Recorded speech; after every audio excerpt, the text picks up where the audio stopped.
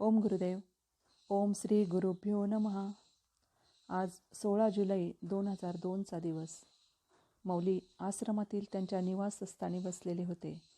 बोटावर मोजण्या इतके साधक तेथे होते. 1-2 जणांनी भजनही म्हटले. या आश्रमाला जागा मिळवून देण्यासाठी ज्यांचा मोठा वाटा आहे ते निंबळकचे सरपंच श्री संजय लामखेडे तेथे उपस्थित होते. ते आज आपल्यात नाहीत, परंतु त्यांना काहीतरी गंभीर आजार असल्याचं माहीत होतं आणि म्हणूनच की काय मौली मला म्हणाले होते की असं काही भजन म्हणा की जे पार करेल. आणि गुरुकृपेनेच मला नुकतंच 2-3 दिवसापूर्वी तयार झालेलं भजन आठवलं. मी म्हणाले, मरणा तू थांब जरा वेळ येऊ दे, डोळे भरून गुरु चरण मला पाहू दे. मरणा तू थांब जरा वेळ येऊ दे, डोळे भरून गुरु चरण मला पाहू दे. माझ्या स्वार्थामध्ये मी होऊन या दंग, समाधीचा कधी त्यांच्या केला आहे भंग. चरणावरती माथा ठेवून माफी मागू दे, चरणावरती माथा ठेवून माफी मागू दे. डोळे भरून गुरु चरण मला पाहू दे. संसाराच्या भवसागरा मध्ये डुलतो भाव, परमार्थाच्या नौकेत बसून घेतली आहे धाव. स्वतःमधील देवाची मला ओळख होऊ दे, स्वतःमधील देवाची मला ओळख होऊ दे. मरणा तू थांब जरा वेळ येऊ दे. मी माझे काहीच बाकी उरणार नाही जेव्हा, नरदेहाचे खरे या सार्थक होईल तेव्हा. गुरु ध्यानामध्ये मजला विलीन होऊ दे, गुरु ध्यानामध्ये मजला विलीन होऊ दे. डोळे भरून गुरु चरण मला पाहू दे. प्रभू भेटीसाठी आता व्याकुळ झाला जीव, गुरु कृपा पसविण्याचे भरू देऊ नीव. चरणावरती भाव सारे विसर्जित होऊ दे, चरणावरती भाव सारे विसर्जित होऊ दे. मरणा तू थांब जरा वेळ येऊ दे, डोळे भरून गुरु चरण मला पाहू दे. आणि हे भजन ऐकता ऐकता काही साधक भावविभोर होऊन रडत होते. अलौकिक असे ते क्षण होते. भजन म्हणून संपताच मौली म्हणाले, डोळे बंद करून ध्यान करा. आणि बराच वेळ गुरुदेवांच्या सानिध्यात ध्यानाचा अनुभव आम्ही घेतला. नंतर गुरुदेवांनी आजचा प्रवचनाचा विषयच ध्यान ठेवला. ते म्हणाले, आपल्या इथून काही दूर अंतरावर एक आंब्याचं झाड आहे. त्यावरची फळं पिकायला लागलेली आहेत आणि आपल्याला जर त्या झाडावरचा आंबा खायचा असेल तर त्या आंब्यापर्यंत आपल्याला 4 मार्गांनी जाता येईल. पहिला मार्ग, कोणी मुंगीसारखं चालत जाईल. मग त्या चालण्याचा वेग, रस्त्यातील अडथळे, होऊ शकतं की रस्त्यातच खार कावळा आयुष्य संपवील. किंवा तसं नाही झालं तरी आंब्यापर्यंत पोहोचायला कितीतरी वेळ जाईल. दुसरा मार्ग, झाडावर चढून जायचं. मग पाय निसटण्याची शक्यता आहेच. किंवा तसं नाही झालं तर फांदीही मोडू शकते. मग या धोक्यांना सावरून आंब्यापर्यंत पोहोचायचं. तिसरा मार्ग, दगड फेकून तो आंबा पाडायचा. मग तेथे निशाणा आलाच, निशाणा नेम नाही लागला तर वेळ जाणार किंवा फेकलेला दगड पुन्हा आपल्याच अंगावर पडण्याची शक्यता. म्हणजे यश येईपर्यंत आपण धीर धरायला हवा. आणि चौथा मार्ग, पक्ष्यांसारखं उडून जायचं. म्हणजे नॅशनल हायवे. इथे कोणतेही अडथळे नाहीत. डायरेक्ट आंबा खायचा. जरी फांदी हल्ली तरी स्वतःला सावरण्याची शक्ती असतेच. तसे पाहता गुरुत्वाकर्षणाचा नियम पक्ष्यांना लागू होत नाही. त्यांची सर्व शक्ती पंखातच असते. सर्व अभ्यास करतो. जर अभ्यास सोडला तर या मार्गात कोणतेच धोके नाही.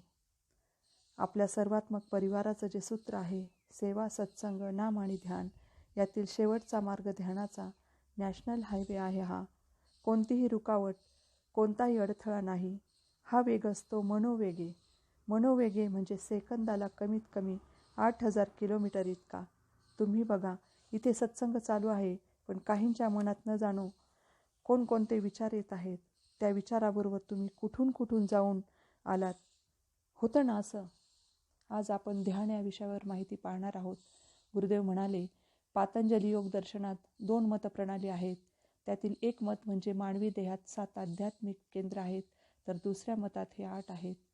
मूलाधार, स्वादिष्ठान, मणिपूर, अनाहत, विशुद्धाख्य, आज्ञाचक्र आणि सहस्रार हे केंद्र ध्यानाने विकसित होतात.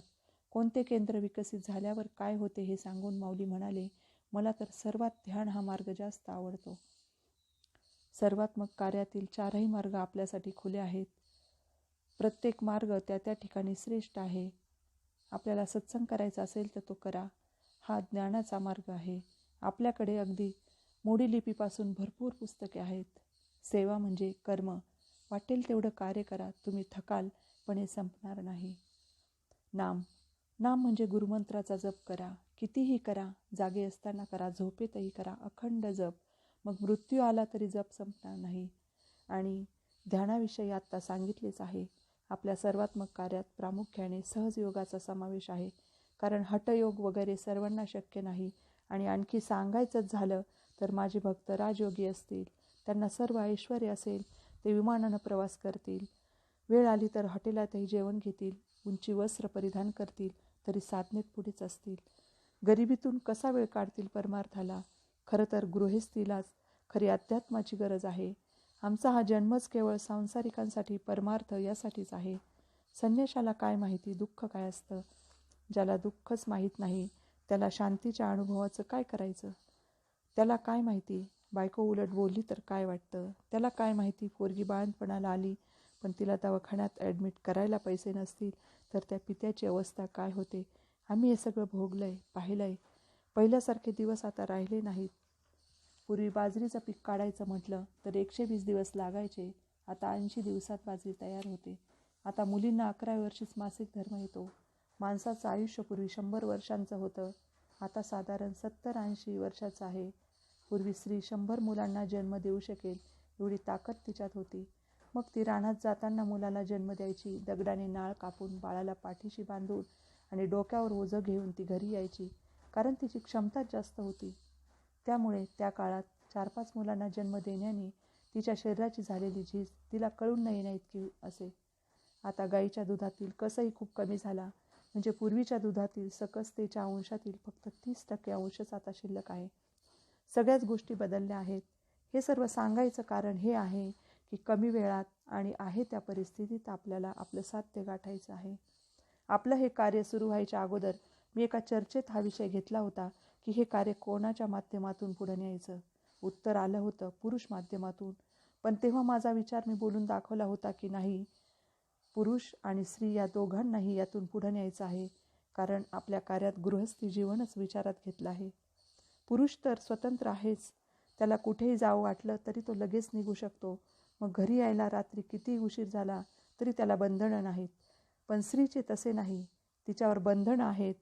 केवळ त्याचंच बंधन असतं असं नाही, तर आपली परंपराही तशी चालत आली आहे. पण त्याला वाटेल तिकडं मग हॉटेलात काय आणि गुत्त्यावर काय, तो कधीही कोठेही जाऊ शकतो. परंतु तिला सत्संगाला यायचं असेल आणि हा नाही म्हटला तर तिचे काय चालतं. ती सर्व करते. देवाला आंघोळ घालेल, तिथली आवरावर करेल, देवापुढे दिवा लावील, देवाला नैवेद्यही तीच ठेवील. पण तिला अडचण असेल तर देव बिन आंघोळीचे राहून जातील. पूजेला बसला तर एखाद्या दिवशी नाही तर 8-8 दिवस तिकडे ढुंकूनही पाहणार नाही. त्याला त्याची जाणीवही नसते. किती त्याच्यापेक्षा कितीतरी जास्त करत असूनही ती दुर्लक्षितच आहे. परंतु एक गोष्ट लक्षात घ्या, हे सगळं करण्यामुळे की काय, पण स्त्रीमध्ये पुरुषापेक्षा 8 पट शक्ती जास्त असते. आणि मग या सगळ्याबरोबर ती साधनाही करत असेल तर ती तिच्या पतीला स्पर्श करेल तेव्हा काय होईल. म्हणूनच तर जगातील 80% संसार स्त्रीमुळेच उभे आहेत. हाच विषय पुढे थोडा विस्तारला आणि नंतर गुरुदेव म्हणाले, गुरुदेवांच्या दर्शनासाठी आम्ही व्याकुळ व्हायचो. गुरुदेवांचं दर्शन घरबसल्या व्हावं यासाठी आम्ही 6-7 वर्ष साधना केली. तेव्हा आम्हाला या दर्शनाचा आशीर्वाद मिळाला. अमावस्येच्या अगोदरचे 2 दिवस आणि अमावस्येचा दिवस या दिवशी उगवत्या सूर्याला अर्घ्य देताना सद्गुरूंचं दर्शन होईल व पौर्णिमेच्या अगोदरचे 2 दिवस व पौर्णिमेच्या दिवशी चंद्रोदयाचे दर्शन घेताना सद्गुरूंचे दर्शन होईल. गुरुदेव म्हणाले, पण मी आज तुम्हाला आशीर्वाद देतो की या दिवशी तर तुम्हाला गुरुदेवांचे दर्शन होईलच, परंतु जर याच काळात माता भगिनी मासिक धर्मात असेल तर त्यांना याचा लाभ होऊ शकणार नाही. म्हणून अमावस्या व पौर्णिमा यानंतरचे 2 दिवसही आपल्याला सद्गुरूंच्या दर्शनाचा लाभ घेता येईल. महिन्यातील 10 दिवस मिळतात, पुष्कळ झाले, असे म्हणून गुरुदेवांनी आपले बोलणे थांबवले होते आणि हा आशीर्वाद मी आज तागायत अनुभवते आहे. बोलता बोलता हसत खेळत आशीर्वाद देऊन तो फलीभूत करणाऱ्या या गुरुदेवांना काय देऊ शकतो आपण? सूरज का हर किरण प्रकाश दे आपको, हवा का हर झोंका शीतलता दे आपको, धरती का हर फूल खुशबू दे आपको, सांसों का आना जाना सहज रहे आपको, विश्व में गूंजता संगीत मधुरता दे आपको, सागर अपनी गहराई और अथांगता दे आपको, जीवन की राह का हर पग अनुकूल हो आपको, रहा नहीं कुछ पाना शेष आपका, फिर भी देने वाला सारे जहाँ की खुशी दे आपको. तेरा तुझको अर्पण प्रभु. ओम गुरुदेव.